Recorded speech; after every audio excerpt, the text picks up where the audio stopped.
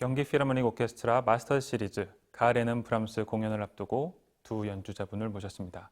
바이올리니스트 클라라 주미강 그리고 첼리스트 지안왕입니다. 안녕하세요. 안녕하세요. Hello. 두 분은 지금 어디서 오시는 길이죠? 저는 어제 호주 멜버른에서 서울로 왔습니다. I just had two concerts in Taiwan. 그러면은 오늘 도착하시고 나서 지금 막 리허설을 같이 하셨는데 리허설은 어떠셨어요? 너무 좋았어요. 브람스 이 더블 협주곡은 교향곡 같은 느낌이 많이 들어서 또 풍성한 오케스트라 소리를 들으니까 너무 좋았어요 오늘. Went great. Went wonderful. Yeah, I really enjoyed it very much. And Clara just told me that about 10 years ago you played together the piece. More than 10 More than years. 10 Much years more than ago. 10 years, yeah. More than 10 years ago. Yeah. That's right. Yeah, I think it's the first time. It was in Japan. Yes, it was Osaka. my first time, and yeah, I told him I remember so vividly your sound, and today morning when we just had the conductor meeting, I said, oh yeah, this sound. Oh, it's so sweet. Yeah. Yeah, I met her when she was very, very young. I used to go to this festival in Korea a lot, the Taegwanyeol, is that called? It's now Pyeongchang Music Pyeongchang. Festival. Yeah, so I used to spend every summer there, and one of those early days during the festival, and she came. She played many different pieces in different concerts, and she was so young. And you know, I mean, I think for us musicians, when you see quality, when you see somebody different, it's so obvious. It's like you look around and boom, there's a piece of diamond right there. It's shining. You cannot. There's no mistake about it. So we're like, and yes, and I was so happy I was able to play the Brahms double with her that time. And then I met Sungwook, and the two of them impressed me so much with their musicianship and the depth of their music making. Actually, I usually don't do that, but I actually arranged a tour for us in China. The three of us played concerts together, in trio concerts in a few cities in China a few years back, because I really wanted the Chinese audience to know them. I really wanted them to know these two great musicians from this generation. So yeah, so it was very satisfying for me. 김선욱 예술감독님이 이제 피아니스트로서 같이 공연을 할 때랑 또 지휘자로서 같이 공연할 때에 어떤 점이 같고 또 어떤 점이 좀 다른지. 듀오로 같이 활동을 많이 하다 보니까 음악을 바라보는, 그리고 특히 워낙 이제 김선욱 감독님의 그 음악적인 언어를 알다 보니까, 특히 브람스 같은 거는 피아노 칠 때랑 지휘할 때랑 너무 흡사한 것 같고, 좀 아무래도 좀 다른 점은 같이 듀오를 할 때는 조금 더 피아노로 보여줄 수 있는 것, 그리고 이제 지휘할 때는 조금 더 저한테 더 잘 맞춰주는 거. 아무래도 네, 되게 협연자 배려를 많이 해주시고, 그리고 협연자가 어떻게 하면 더 편할지를, 본인도 협연자였다 보니까 그거를 이제 너무 잘 아는 거죠. 그래서 그런 게 너무 편해요.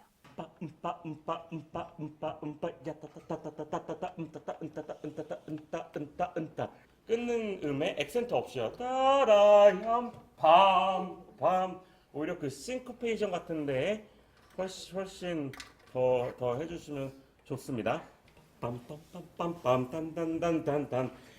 다시 템포 픽업 가야 되거든요. Could you do from 112?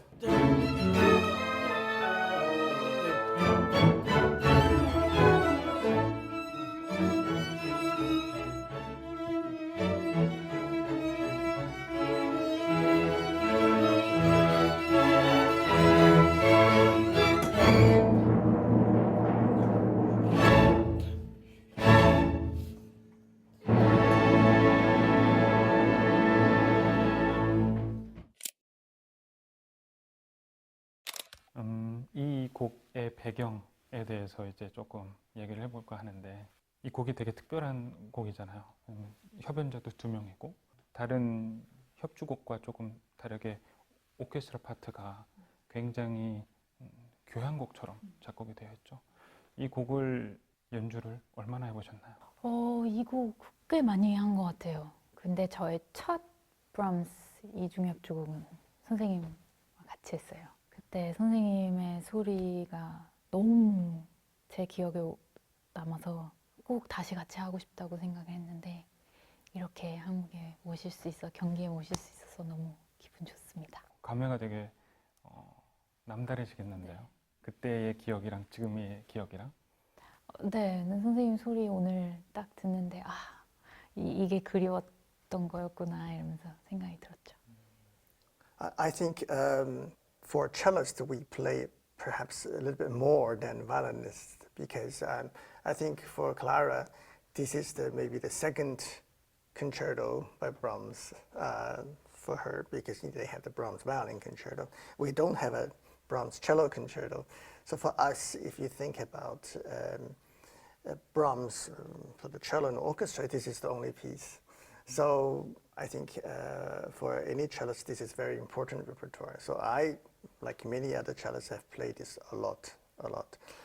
I think you're right. This is one of the only concertos written for violin and cello and orchestra around this period. And of course, they have many other like double concertos in earlier times, but it's different kind of writing.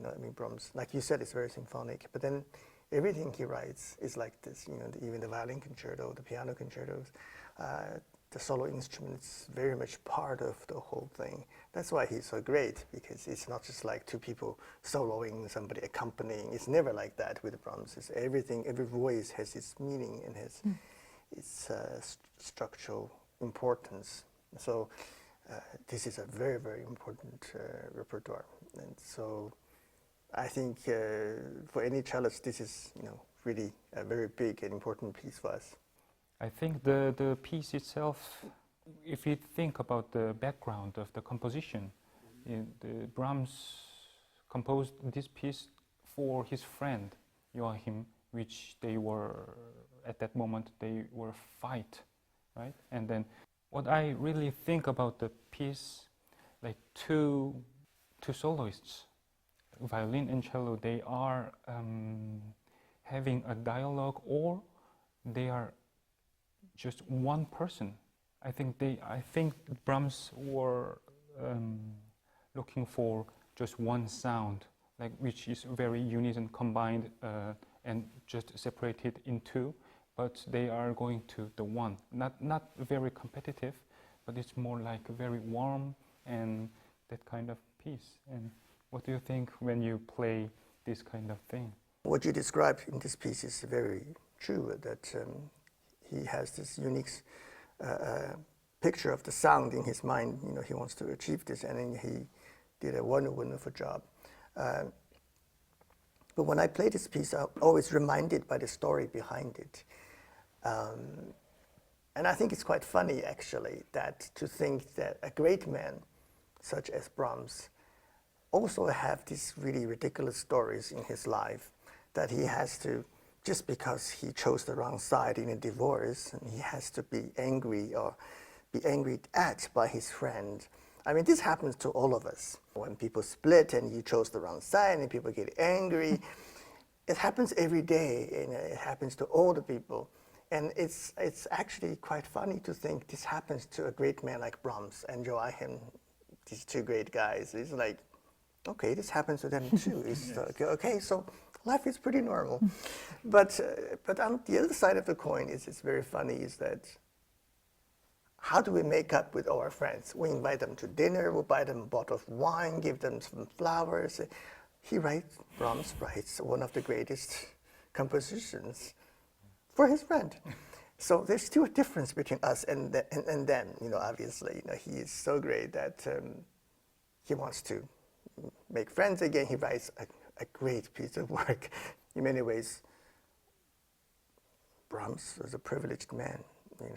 Not too many people can influence history and influence our culture and our sense of beauty so much. He's great. it's just, I think this is personal question. Do you think Brahms is funny? Do you think Brahms has humor? Well, I mean, if you listen to his music, yes, very much so. But I wish I could have met him to see how he was as a person.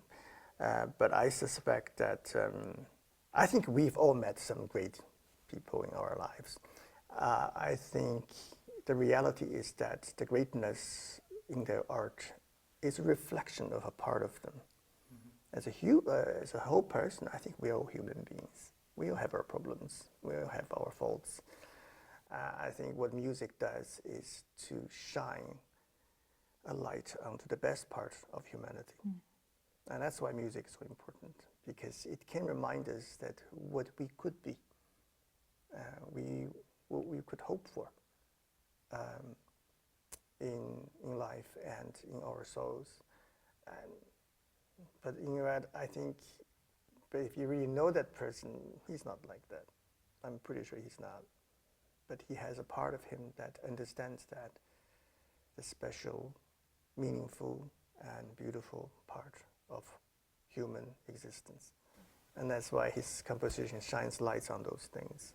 And in turn, we play and we listen to this music, and I think hopefully it shines a light in us as well, so we can see and maybe feel our souls in more interestingly and with more feeling. So I think that's what it does. 브람스를 이제 뭐 첼리스트의 관점도 있고, 그리고 바이올리니스트의 관점도 있고, 그리고 뭐 피아니스트의 관점, 지휘자의 관점, 뭐 성악가의 관점이 있을 수도 있고, 브람스가 워낙 다양하게 작곡을 했으니까요. 그런데 바이올리니스트님이 느끼기에 브람스의 음악이 뭐 바이올린 입장에서 어떻다, 아니면 다른 악기 입장에서 어떻다라는 생각이 있잖아요. 그런데 저는 이 협주곡은 그 사람들을 다 만날 수 있는 협주곡이라고 생각하는 거죠.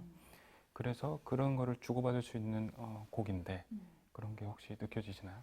근데 사실 브람스 작곡가를 저는 떠올랐을 때 제일 먼저 드는 게 그 구성이 교향곡 그리고 피아노가 가장 먼저 떠오르는데, 이렇게 뭐 흔히들 이제 뭐 예를 들어서 베토벤은 저희가 조금 불편하게 생각하는 부분이 있고, 슈베르트도 좀 피아노 구성이 좀 피아노스러운 게 있어서 좀 바이올리니스트로서 조금 불편한 게 느끼는데, 프람스는 왠지 그 요세프 요하kim 덕분에 그렇게까지는 안 느끼는 것 같아요. 되게 편하게 요하kim이 많이 도와준 것 같고, 그래서 바이올리니스트로서는 모든 의미, 좀 저는 브람스는 의미가 뜻이 있다고 생각이 들어요.